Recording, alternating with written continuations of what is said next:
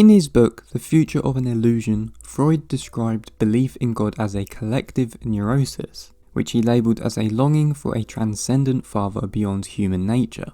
His goal in this book was to explain the origins of religious ideas, and thereby reveal them as no more than a human projection.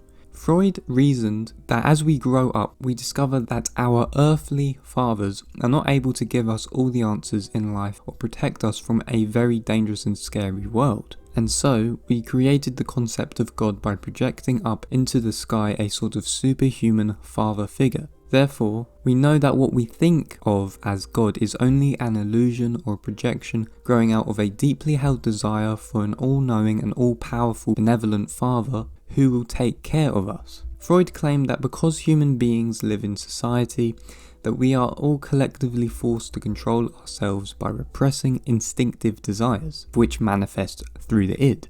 One has to repress these desires and to not act on all of them, which he saw as one of the main outcomes of living in a society. One cannot just do or take whatever they want without there being a moralizing superego looking down on all of their own autonomous conscious action. Freud deemed this to be a source of frustration and pain, and applied this relative conviction to explain his thoughts for religious belief in polytheism and monotheistic gods. Human beings invent gods because it alleviates their pain, according to Freud.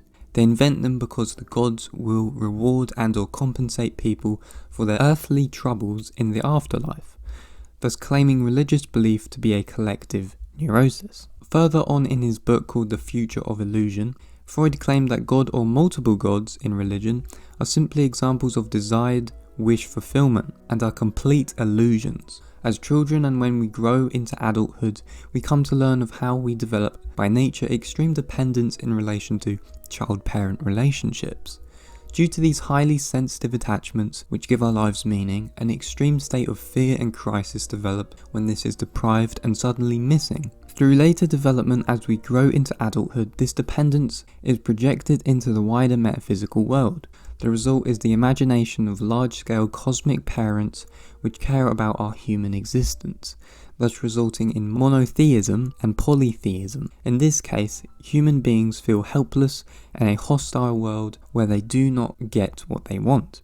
Due to these feelings and desires, people project their emotional dependencies into the desiring Heavenly Father, and this causes them to believe in such a being who will protect and sustain them for the rest of their mortal existence. Further beyond this, Freud purported that as humanity became less superstitious and religious through the advancement of human knowledge and the rational dialectical method, people learned to restrict and negate the role of the multiple polytheistic gods, and ultimately decided that they only needed one of such superior entities. Freud referred to this formation of belief in God as wish fulfillment, meaning that one ends up believing in something because he or she strongly wants it to be true. Therefore, according to Freud, belief in God is an illusion.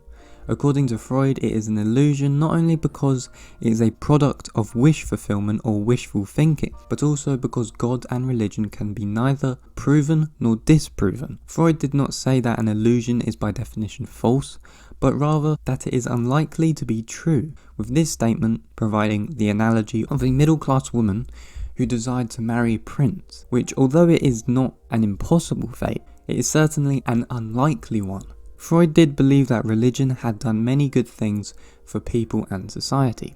Much like Durkheim, he believed that it has positively contributed to human civilization and has sustained society. He thus compared it to totemism, which itself encourages people to restrict from their primal urges, leading to a functional society as a whole. Freud saw in the state of his era that civilization had outgrown religion and God. Human beings are not children anymore and do not need wish fulfillment. Instead, humanity now possesses reason and science, which Freud assumed had revealed a godless world. As I quote, "No, our science is no illusion, but an illusion it would be to suppose that what science cannot give us, we can get elsewhere."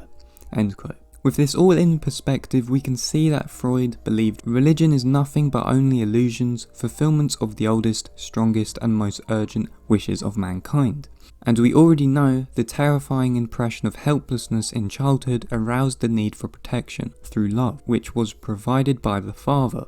Thus, the benevolent rule of a divine providence allies our fears of the danger of life. But with understanding his position, it is very easy to spot the potholes in his argument for atheism and against religion. The first thing one should note when one reads Freud is that this is an instance of the genetic fallacy. Put in more formal terms, Freud's argument goes like this.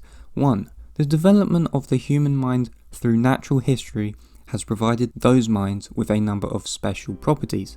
2. When considering the natural and social world, these properties encourage humans to believe in gods. 3. Therefore, the development of human minds has produced belief in gods, i.e. God. And 4. Therefore, belief in God is false, as it is an accident of evolution.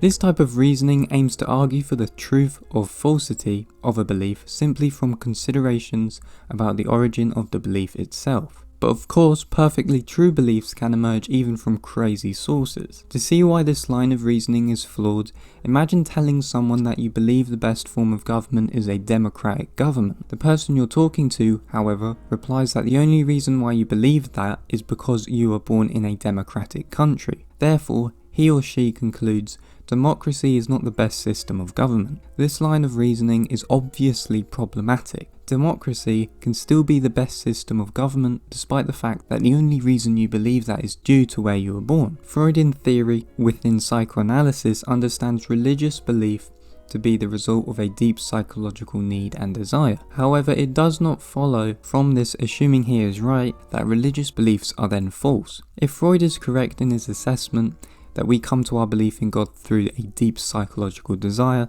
then all he has proven is that we as humans have a deep psychological need to believe in God. But such a need in no way tells us whether or not God actually exists. To label a belief false on the basis of how a person comes to believe in that belief is faulty reasoning. And as I said, it is the genetic fallacy. This fallacy wrongly assumes that you can decide if a belief is false on the basis of its dependent origin, history, and/or its current context. Freud cannot explain all religious belief. Freud's explanation of religious belief is an expression of the longing and psychological desire for an ultimate father figure. Another major problem with this is that it does not explain all religious belief. While its explanation might be able to account for theistic religions, it does nothing to explain non-theistic religious belief. For example, Theravada Buddhism is completely atheistic, not monotheistic or polytheistic, having no use for a father figure to explain ultimate reality. Instead, this school of Buddhism sees ultimate reality or nirvana not as offering any assurance psychologically.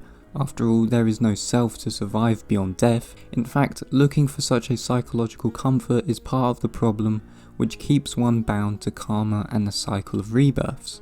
Therefore, Freud's explanation of religious belief and supposed reasoning for atheism goes nowhere in accounting for the completely impersonal concept of nirvana in Buddhism, and the fact that such Buddhists in their millions don't desire a transcendental father figure, which Freud claims to be the objective psychoanalytical reasoning behind religious belief.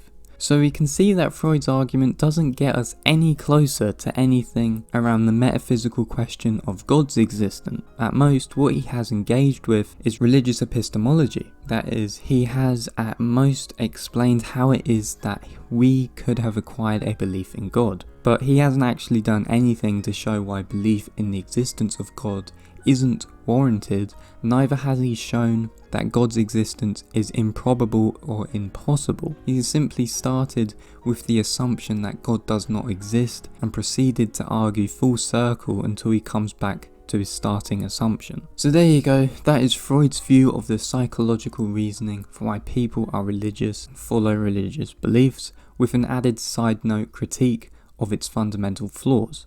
If you enjoyed this video, make sure to like, comment and subscribe. If you're feeling extra generous and feel like supporting this channel, you can donate a minimum of $2 towards my Patreon. Links to my Patreon page will be in the description and comments section below. Thanks for watching.